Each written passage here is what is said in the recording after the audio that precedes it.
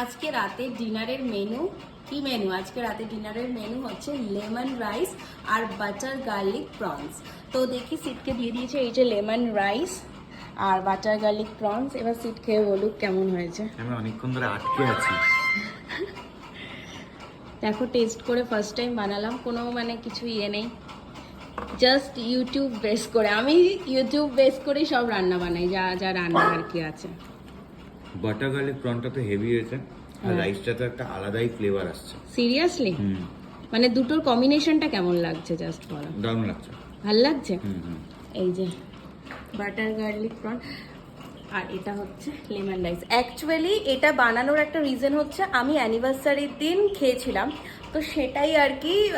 মানে butter garlic প্রনসটা আমার এত ভালো লেগেছিল, তো আমি ভাবছিলাম কবে বানাবো। আজকে খুব ক্রেভিং উঠেছে, তো আমি ওকে বললাম যে চলো বানাই।